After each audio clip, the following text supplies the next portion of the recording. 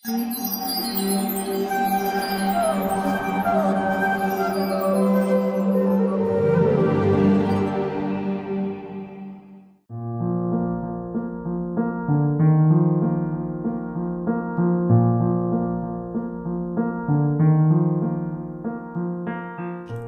कृष्णा।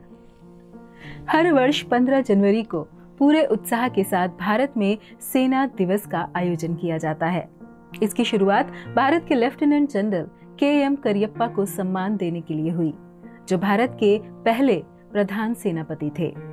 उन्होंने British commander in chief Francis butcher से Indian army की कमान ली थी। इसलिए तब से ही इस दिन को आर्मी डे के तौर पर मनाया जाने लगा। कई दूसरे मिलिट्री प्रदर्शनी सहित सैनिक परेड आयोजन के द्वारा राष्ट्रीय राजधानी और सभी सैनिक नियंत्रण हेडक्वार्टर में हर साल इसे मनाया जाता है। आर्मी डे को सेलिब्रेट करने का एक मकसद उन सभी शहीदों को श्रद्धांजलि देना व सलाम करना भी है, जिन्होंने देश की रक्षा में अपने प्राण त्याग दिए, और उन सैनिकों को भी सलाम करना है जो देश की सेवा में लगे हुए हैं। आर्मी का पूरा नाम अलर्ट, रेगुलर, मोबिलिटी, यंग है। आर्मी शब्द की उत्पत्ति लैटिन भाषा के अर्माता शब्द से हुई है, जिसका अर्थ आर्म्ड फोर्स होता है। आर्मी यानी सेना। सेना का काम देश व नागरिकों की रक्षा, उनके शत्रुओं पर प्रहार करना और शत्रुओं के प्रहारों को खदेड़ देना होता है। अलग अलग व्यवस्थाओं में सेना की जिम्मेदारियां भी भिन्न हो सकती हैं। कुछ स्थानों व कालों में सेना का इस्तेमाल विशेष राजनैतिक विचारधाराओं को बढ़ावा देने, व्यापारिक हितों और कंपनियों को लाभ कराने, जनसंख्या वृद्धि को रोकने, इमारतों व सड़कों का निर्माण करने, आपातकालीन बीच बचाव करने, सामाजिक रीतियों में भाग लेने और विशेष स्थानों पर पहरा देने के लिए भी किया जाता रहा है। परंतु आर्मी का प्रमुख कार्य तो देश की सीमा पर शत्रुओं से देश की और देशवासियों की रक्षा करना होता है। फिर उसके लिए उसे कितने ही लोगों को मारना पड़ता है, बंदी बनाना पड़ता है, और कभी कभी ऐसी परिस्थितियां भी आ जाती हैं जिनमें हमें उनके द्वारा किया गया कार्य क्रूरता भरा या औचित्यपूर्ण नहीं जान पड़ता।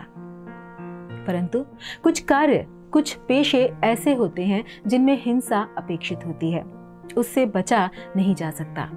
यहाँ तक कि ब्राह्मण को ऐसे यज्ञ करने पड़ते हैं जिनमें पशु हत्या अनिवार्य है। एक व्यापारी को, चाहे वह कितना ही पवित्र क्यों ना हो, अपने व्यापार में बने रहने के लिए कभी कभी लाभ को छुपाना पड़ता है। उसी प्रकार एक क्षत्रिय को, सैनिक को शत्रुओं से युद्ध करना ही पड़ता है। परंतु इन सब के होते हुए भी मनुष्य को अपना निर्दिष्ट कर्तव्य करते रहना चाहिए। भगवत गीता में भगवान ने कहा है, सर्वारंभा ही दोषेण धूमे नाग्नि रिवावृतः, अर्थात प्रत्येक उद्योग किसी न किसी दोष से आवृत होता है, ढका हुआ रहता है। जिस प्रकार अग्नि धुएं से आवृत होती है, यद्यपि अग्नि शुद्ध होती है तो भी उसमें धुआं रहता है। जाड़े के दिनों में यदि कोई अग्नि से कोयला निकालता है तो कभी कभी उस धुएं से आंखें तथा शरीर के अन्य भाग दुखते हैं, लेकिन इन प्रतिकूल परिस्थितियों के बावजूद भी अग्नि को तापा जाता है। अग्नि में धुआं होने पर भी यह समस्त तत्वों में शुद्धतम मानी जाती है। इस प्रकार यह निष्कर्ष निकलता है कि प्रकृति के कल्मश से कुछ भी मुक्त नहीं है। अतः इतना दुर्धुष व दुष्कर कर्म होते हुए भी हमारे देश की सेना पूरी निष्ठा से अपना कर्म करती है, धर्म निभाती है, क्योंकि वे सरकार द्वारा दिए गए निर्देशों का पालन कर रहे होते हैं, न कि स्वयं अपनी इच्छा से किसी का भी वध करते हैं। उन्हें सीमा पर किसी भी शत्रु का वध करने की आज्ञा होती है और इसके लिए उन्हें पारितोषिक प्रदान किया जाता है, मेडल मिलता है।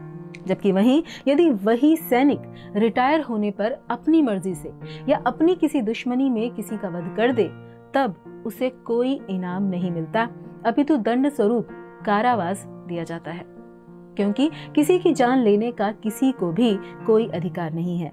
लेकिन देश की सीमा पर प्रहरी के रूप में रक्षा कर रहे एक सैनिक को यह अधिकार है कि वो सीमा में घुसपैठ कर रहे, आक्रमण कर रहे व्यक्ति को उचित दंड दे सके, और यह अधिकार उसे देश की सरकार देती है। जिस प्रकार भगवत गीता में इस सृष्टि के पालनहार भगवान श्री कृष्ण स्वयं अर्जुन को धर्म की स्थापना हेतु युद्ध के लिए प्रेरित करते हैं और ऐसा करने पर पांडवों की विजय होती है, वहीं दूसरी ओर दुर्योधन, जो कि स्वार्थवश युद्ध में तत्पर था, बलशाली सेना के होते हुए भी पराजित हुआ, मारा गया।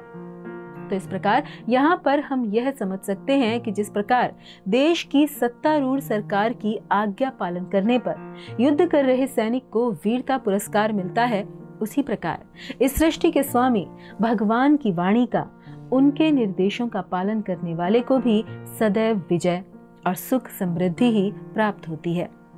अतः इस आर्मी डे पर इन वीर सैनिकों से उदाहरण लेकर देश के प्रति इनकी निष्ठा व स्वामी भक्ति को अपने जीवन में लाने का प्रयास करें तथा एक कदम और आगे जाकर इस सृष्टि के स्वामी भगवान श्री कृष्ण के प्रति अपनी सुप्त निष्ठा व भक्ति को जगाएं, जिससे न केवल इस जन्म में अपितु हर जन्म में सच्ची विजय, सुख और शांति को प्राप्त कर सकें। धन्यवाद। हरे कृष्ण।